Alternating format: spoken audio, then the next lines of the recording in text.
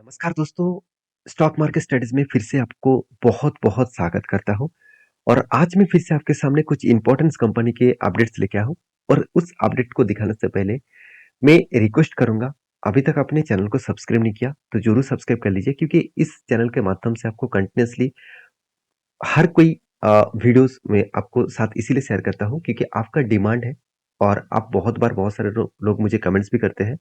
उसके साथ-साथ आपका जो डिमांड के साथ-साथ जो मैंने खुद जो ट्रेड लिया और जो कंपनी के ऊपर मुझे अच्छा लगा कि हाँ, इस तरीके से सिनेरियो को, सिचुएशन को आपके साथ शेयर करना चाहिए, वो मैं आपके साथ शेयर करता हूँ। तो इस वीडियो को लास्ट तक देखिए, कुछ कंपनीज़ का अपडेट मैं यहाँ पे कवर कर चुका हूँ। तो चलो देख लेते हैं सबसे पहले कौन सा कंपनी है। तो देखिए, सबसे पहले जो कंपनी है उसके बारे में बात करूँ उसका नाम है एस्ट्रल लिमिटेड। देखिए एस्ट्रल लिमिटेड इंडिया की एक सबसे पुराना कंपनी है। 1996 में कंपनी स्टार्ट हुआ था और एस्ट्रल पाइप इंडस्ट्रीज में एक लीडर कंपनी है। इसके आगे पीछे आपको कोई कंपनी नहीं दिखेगा। इसका मतलब है कंपनी की जो मार्केट कैप है आप देखेंगे तो सुप्रीम के बाद, एस्ट्रल के बाद बाकी कंपनीज का फिगर आउट देखिए, मार्केट कैप देखिए कितना छोटा है। फिनोलेक्स जो 11,000 करोड़ के आसपास है, उसके बाद प्रिंस पाइप जो 7,000 करोड़ के आसपास है, जियोक्रॉप जो 5,400 करोड़।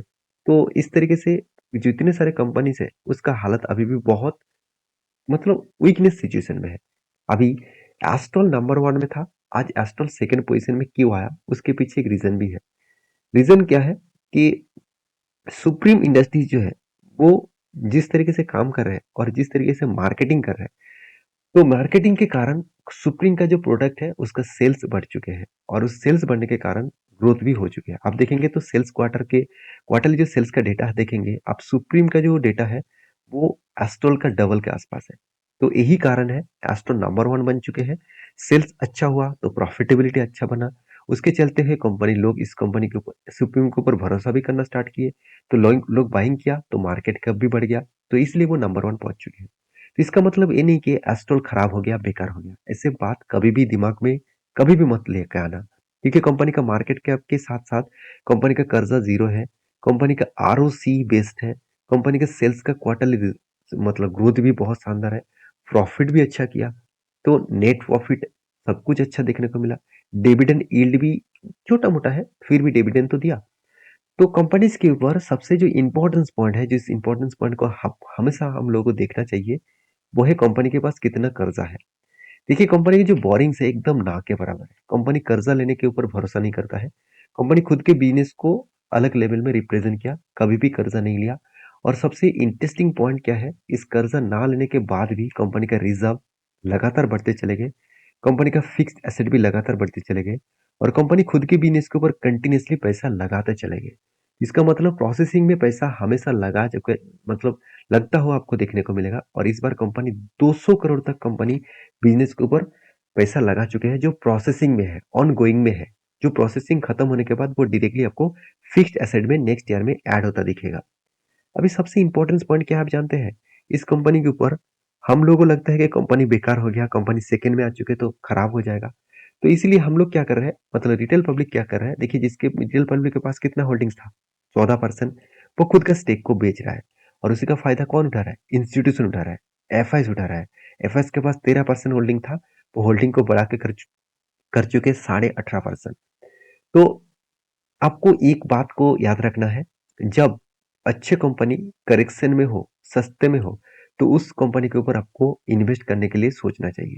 क्योंकि ये बात मेरे नहीं है, वॉरेन बफेट जी जो वर्ल्ड के सबसे बड़े इन्वेस्टर है और जिसको इन्वेस्टर का गुरु माना जाता है, तो उन्होंने खुद कहा कि अच्छे कंपनी अगर सस्ते दामों में मिले तो उसके ऊपर मैं टूट पड़ूंगा मतलब उस कंपनी के ऊपर मैं ज्यादा से ज्यादा निवेश करूंगा।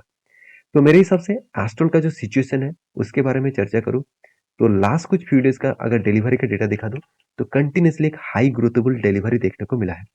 अभी इतना हाई हाई ग्रोथेबल डिलीवरी क्यों देखने को मिला, उसके पीछे रीजन ये है कि कंपनी का जो डिलीवरी है वो 50% के ऊपर यहाँ पे देखने को मिला है।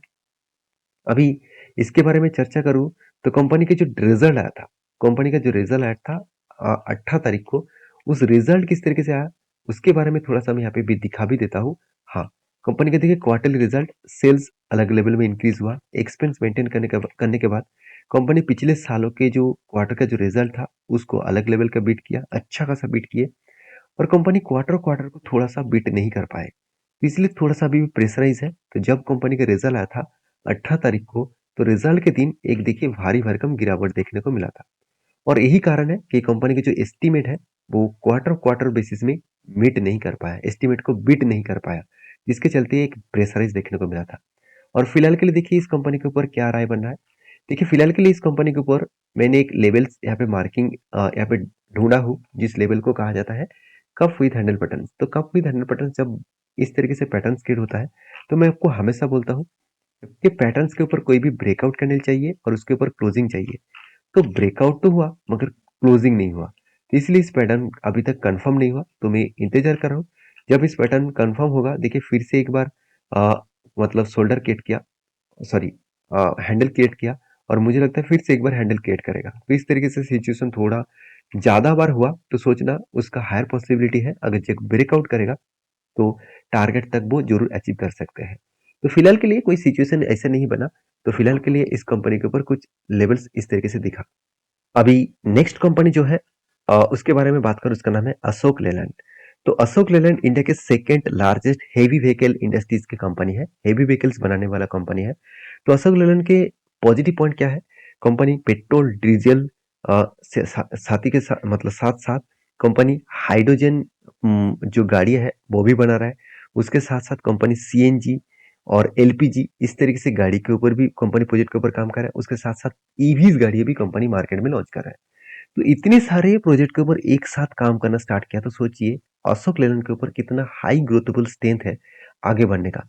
और कंपनी सिर्फ इंडिया में नहीं, एक बात मैं बता दूं, Ashok Leyland all over world में 50 कंट्रीज को खुद का प्रोडक्ट को बेचते हैं, 50 कंट्रीज को। और अभी मैं खुद की बात नहीं बता रहा हूँ, आप खुद जाकर यहाँ पे देख सकते हैं। कंपनी जो सर्विसेज नेटवर्क दे रहे हैं वो डिस्ट्रीब्यूशन जो नेटवर्क्स है वो countries and has been presence in 50 countries. तो 50 कंट्रीज में खुद का प्रोडक्ट को बेचना तो इतना आसान नहीं है। और कंपनी सबसे ज्यादा जो बासेस बेचे हैं वो है लंदन में। तो लंदन में तो आप सभी जानते हैं, लंदन इतने दिनों तक मतलब इंग्रेज इतने दिनों तक हमारा देश में राज करके गया, और आज उसी देश में इंडियन जो कंपनीज है वो उसी देश में प्रोडक्ट को बेच रहे हैं। तो ये एक गर्व की बात होते हैं, हमेशा इस चीजों को समझना पड़ेगा। देखिए गर्व की बात तो होगा ही, साथ ही साथ कंपनी की परफॉर्मेंस क्या है वो भी आपको देखना चाहिए। देखिए लास्ट कुछ फ्यू डेज का डेटा दिखा दूं तो कंपनी की जो डिलीवरी है वो कंटिन्यूसली वीक होता जा रहा है। अभी क्वेश्चन आएगा, सर ऐसा क्या हो गया कि कंपनी का डिलीवरी कम होता जा रहा है। देखिए पहली तो मार्केट में एक स्लो डाउन है, मार्केट में एक नेगेटिविटी ट्रेंड है। तो कंटिन्यूसली कंपनी मतलब कंटिन्यूसली मार्केट में स्लो डाउन देखने को मिला है, और उसी के चलते हुए मुझे लगता है कंपनी के ऊपर कंटिन्यूसली जो बाइंग वॉल्यूम है वो कम होता देखने को मिला है। अभी कंपनी के जो चार्ट पैटर्न है उसको दिखाने से पहले मैं एक चीज आपको जरूर कहूंगा, कंपनी का जो रिजल्ट है वो रिजल्ट कब आएगा। तो जो रिजल्ट आएगा वो 1 फरवरी में दिखा रहा है। तो एक्चुअली कंपनी का जो रिजल्ट है वो रिजल्ट बहुत दिनों के बाद यहाँ पे दिखा रहा है। तो बीच में अभी फाइनली जो Q2 का जो रिजल्ट है वो कब आएगा उसका अभी तक डिस्कशन नहीं किया गया। तो प्रीवियस डेटा के बारे में बात करूँ, तो प्रीवियस ईयर के बारे में बात करूँ, तो देखिए कंपनी की सेल्स है ईयर ऑफ ईयर बेसिस में बढ़ा था। एक्सपेंस भी, कंपनी के एक्सपेंस भी कंट्रोल करने के बाद कंपनी अलग लेवल का प्रॉफिट किए थे, 22 करोड़ से बढ़ के हो चुके थे 580 करोड़। अभी ये देखना है कि इस बार कंपनी क्वार्टरली किस तरीके से खुद को रिप्रेजेंट कराते हैं। अभी कंपनी के जो प्रीवियस डेटा है उस डेटा के हिसाब से बात करूं तो कंपनी आज तक लॉसेस नहीं दिया। कंपनी 10 साल में 25% के आसपास रिटर्न दिया as a long term trader के लिए, लॉन्ग टर्म इन्वेस्टर के लिए, ट्रेडर नहीं इन्वेस्टर के लिए। 5 साल में 8% और 3 साल में 29%, एक साल में 10% के आसपास रिटर्न दिया। तो एक बात को आपको याद रखना है कि कंपनी के जो रिटर्न का जो रेशियोज है वो कुछ अलग लेवल के देखने को मिला। अभी इसी सिचुएशन के बारे में बात करूं तो एज ए इन्वेस्टर, प्रोमोटर से लेकर एफआईडीएस पब्लिक हर किसी ने निवेश किया। सबसे बड़ी बात है इंस्टीट्यूशन जो एफएस है वो 16% से होल्डिंग को बढ़ा के कर दिए 20%। तो इसका मतलब कुछ ना कुछ तो बड़ा चांस होने होने का चांसेस है, जिसके कारण इंस्टीट्यूशन बाय कर रहा है। और देखिए एक एंट्री लेवल मिला था और बड़ा सा एक एंट्री लेवल मिला, बहुत दिनों तक का एंट्री लेवल मिला। यहाँ पे देखिए बिग जैसे क्या बना, एक कप बना। उसके बाद एक हैंडल भी क्रिएट हुआ, और उसके बाद फाइनली यहाँ पे ब्रेकआउट भी हुआ। तो ब्रेकआउट होने के बाद यहाँ पे बड़ा सा एक लेवल बना है, क्योंकि यहाँ पे जितने बड़ा यहाँ पे कप बनेगा उसी के लेवल को मार्किंग करके आपको टारगेट को मेंटेन करना है। तो एंट्री लेवल से अगर टारगेट लेवल तक देखूं तो ऑलमोस्ट 300 के आसपास यहाँ पे टारगेट दिखा रहा है। जो टारगेट निकल के आ रहा है करीबन 80% के आसपास। तो सोचिए एक बड़ा सा एंट्री लेवल यहाँ पे बन सकते हैं। तो आप इसके ऊपर किस तरीके से फोकस रखे हैं, किस तरीके से काम करना चाहते हैं, मुझे जरूर कमेंट्स करके बताना। तो नेक्स्ट जो कंपनी है जिसके बारे में बात करूँ उसका नाम है एलटीटीएस। देखिए एलटीटीएस जो है वो एक आईटी सॉल्यूशन सर्विसेज मतलब आईटी सर्विसेज कंपनी है। और एक इस कंपनी एक टाइम देखा जाए तो स्मॉल एंड मीडियम टाइप जो आईटी कैटेगरीज है उसमें देखने को मिल जाते थे। आज वहां पे देखने को नहीं मिलेगा। एलटीटीएस जो है वो देखा जाए तो एक आईटी सर्विसेज कंपनी है और इस बात को आपको याद रखना है कि एलटीटीएस जो है वो ऑब्वियसली अभी लार्ज कैप कैटेगरीज में एंटर हो चुके हैं। टॉप 10 में इस कंपनी का नाम आपको दिखेगा। अभी देखिए कंपनी का मार्केट कैप कितना है, 44,000 करोड़ के आसपास। कंपनी का आरओसी आरओई बेस्ड है, कंपनी का पी रेशियो भी ठीक है, इनकम भी जबरदस्त है, डेब्ट भी कम है, प्रोमोटर के पास होल्डिंग भी अच्छा खासा है। सारे पॉइंट्स आपको कंपनी के फ्लेवर में दिखेगा। एक पॉइंट आप हमेशा याद रखना, इस बात को आपको हमेशा याद रखना है, इंटरेस्ट कवरेज मार्जिन कितना है। अगर इंटरेस्ट कवरेज मार्जिन खराब है तो सोचिएगा कंपनी में कुछ ना कुछ तो गड़बड़ी हो सकता है। और इसी कंपनी के बारे में मैं क्वार्टरली रिजल्ट के बारे में बात करूँ तो फाइनली क्वार्टरली रिजल्ट आ चुके हैं। तो कंपनी की जो सेल्स है वो ईयर ऑफ ईयर बेसिस में तो बढ़ा और कंपनी के जो एक्सपेंस है वो भी कंपनी का थोड़ा सा ज्यादा हुआ और जिसके चलते कंपनी की जो प्रॉफिटेबिलिटी है वो पिछले सालों की तुलना से इस बार कंपनी का अच्छा खासा प्रॉफिट तो बढ़ा मगर कंपनी क्वार्टर को बीट नहीं कर पाया। इसका मतलब क्वार्टर क्वार्टर में कंपनी एस्टीमेट को बीट नहीं कर पाए मगर ईयर ऑफ ईयर बेसिस में कंपनी एस्टीमेट को बीट कर पाए। तो इस बात को आपको याद रखना है कि जब कोई कंपनी इसके ऊपर आप निवेश करना चाहेंगे तो इस बात को आपको ध्यान रखना चाहिए कि हाँ कंपनी का जो क्वार्टर क्वार्टर बेसिस और ईयर बेसिस दोनों को ही कंपनी किस तरीके से मेजर कर रहा है। अभी कंपनी के ऊपर एज ए इन्वेस्टर प्रोमोटर से लेकर एफएसडीएस पब्लिक के पास होल्डिंग्स है, हर किसी के पास होल्डिंग्स है। तो एफएस ने क्या किया, उतना ज्यादा होल्डिंग को नहीं बढ़ाया मगर डीएस ने क्वांटिटी को ऐड किया, डबल कर दिया और बाकी होल्डिंग्स जो है वो ज्यादा से ज्यादा प्रोमोटर के पास आपको देखने को मिल जाएगा। तो रही बात इस कंपनी के लास्ट कुछ फ्यू डेज का डिलीवरी का डेटा दिखा दूं तो तगड़ा बाइंग यहाँ पे हो रहा है। तगड़ा बाइंग का मतलब क्या है, आप देखेंगे तो जो 28% 30% के आसपास होल्डिंग उठाया जा रहा था वो अभी होल्डिंग कितना बढ़ चुके हैं, 47% 42% के आसपास होल्डिंग देखने को मिला है। तो मेरे हिसाब से एक अलग लेवल का डिलीवरी का डेटा यहाँ पे देखने को मिला है। अभी इसके चार्ट पैटर्न के बारे में बात करूं तो ध्यान दीजिएगा, यहाँ पे एक पैटर्न क्रिएट हुआ वो कुछ इस तरीके से है, cup with handle pattern create हुआ। तो यहाँ पे मुझे पिछली बार एक दोस्त ने कमेंट किया, sir cup with handle pattern आप तो बहुत बार दिखा चुके हैं कि कफ विद हैंडल पैटर्न में जब कफ का साइज और हैंडल का साइज अगर सेम टू सेम हो तो क्या वहां पे ट्रेड लेना चाहिए। देखिए आपको ये मार्किंग करना है कि जो कफ का साइज बना है उसका लो लेवल को आपको मार्किंग करना है। अगर हैंडल का साइज उस लो लेवल को टच ना करके ऊपर जा रहा है तो सोचिए वो कफ विद हैंडल पैटर्न से है। अगर इस लेवल को अगर टच कर जाते तो यहाँ पे इनवैलिड पैटर्न बन जाता, क्योंकि कफ के हाइट के हिसाब से हैंडल का हाइट बड़ा भी हो सकते हैं मगर हैंडल का जो लोअर रेंज है वो कफ का लो रेंज को टच नहीं करे तभी वो पैटर्न पॉजिटिवली माना जाएगा। तो फाइनली यहाँ पे ब्रेकआउट भी हुआ और ब्रेकआउट कंफर्म भी हुआ था और उसके बाद ऊपर जाने के बाद मार्केट में करेक्शन हुआ और यूएस मार्केट लगातार गिरते गए, क्रूड ऑयल का प्राइस भी बढ़ता गया। इसके चलते ही आईटी सेक्टर के ऊपर सबसे ज्यादा प्रेशराइज देखने को मिला, क्योंकि देखिए यूएस मार्केट जितना गिरेगा उतना ही आईटी सेक्टर के ऊपर प्रेशर आएगा क्योंकि ज्यादा से ज्यादा बिजनेस यूएस मार्केट से ही होते हैं। तो फिलहाल के लिए क्या आप कहेंगे सर क्या यहाँ से एग्जिट ले लूं, कि इस तरीके से एग्जिट लेना बाय लेना आपके हाथ में है। मैं इस तरीके से कोई भी रिकमेंडेशन आपको कभी भी नहीं करता हूँ। आपको मैं सारे पॉइंट्स इसीलिए शेयर करता हूँ कि आपको पता चले कि किसी भी कंपनी के ऊपर काम करने से पहले कौन सा चीजों को फॉलो अप करना होगा।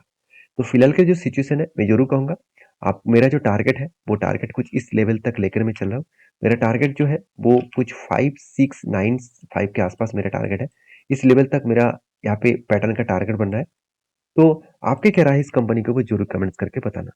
तो लास्ट जो कंपनी जिसके बारे में बात करूं उसका नाम है जीना सीखो लाइफ केयर लिमिटेड।